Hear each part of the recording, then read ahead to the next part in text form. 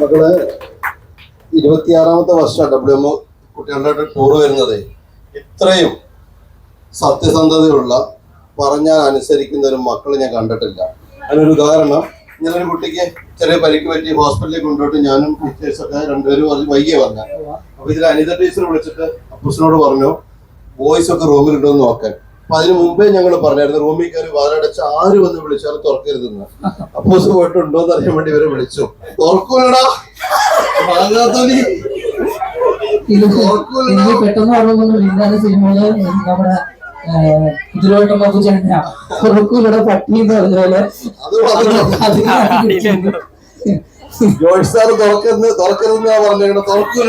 എനിക്ക് വിദ്യാർത്ഥികളെ കണ്ടിട്ട് അങ്ങനെ ഭയങ്കര നിഷ്കളങ്കരാണ്.